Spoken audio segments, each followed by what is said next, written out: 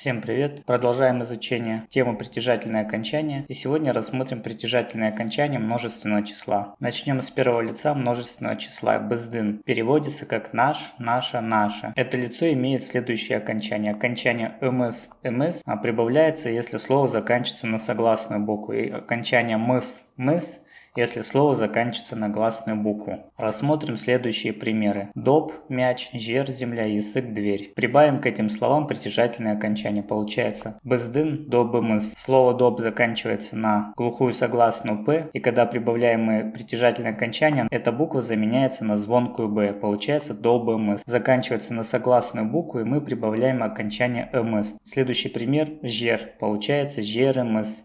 Слово мягкое заканчивается на согласную букву, и мы прибавляем здесь окончание мс. Окончание мягкое, так как слово тоже мягкое. Следующий пример язык. Буква К меняется на звонкий аналог букву Г, и получается есыгмс. Бездин, есыгмс. Следующее лицо синдердин переводится как ваш, ваша, ваше. Имеет следующие окончания. Твердое н и мягкое н. Рассмотрим также на примерах. Получается сендердин, доптарын. Здесь следует помнить то, что так как мы прибавляем множественное окончание, сначала прибавляется окончание множественного числа, и только затем прибавляется притяжательное окончание. К слову доп прибавляется окончание множественного числа тар, так как слово заканчивается на глухую п, значит и окончание множественного числа прибавляем тоже глухое. В данном случае тар. И прибавляем притяжательное окончание н, так как слово твердое. Получается доптарен. Следующий пример жер. Также прибавляем окончание множественного числа сначала, в данном случае окончание лер, и затем прибавляем притяжательное окончание н.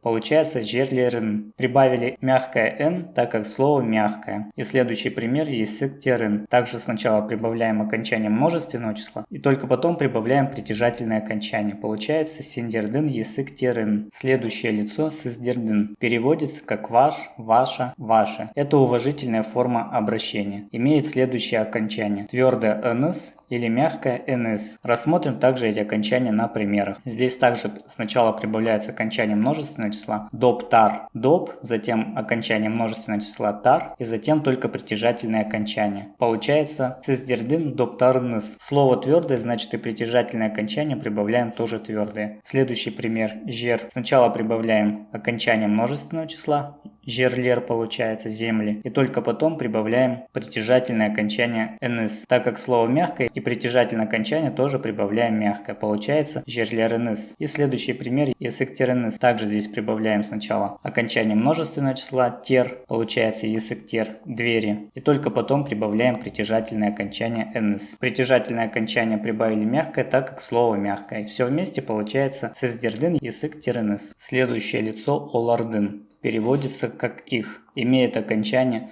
либо твердое либо мягкое Также рассмотрим на примерах. Также прибавляем сначала окончание множественного числа доптар, и потом прибавляем притяжательное окончание. В первом примере получается олардын доптары. Прибавили твердое окончание, так как слово твердое. Следующий пример жер. Сначала прибавили мы окончание множественного числа лер, и только потом притяжательное окончание Получается олардын жерлеры. И также в следующем примере олардын есыктеры. Сначала прибавили окончание множественного числа, только потом прибавляем притяжательное окончание. В притяжательных окончаниях множественного числа нужно помнить только одно правило, что сначала прибавляется просто окончание множественного числа, а затем только прибавляется к слову сами притяжательные окончания. А на этом данный урок завершен. Спасибо за просмотр и увидимся в следующем уроке.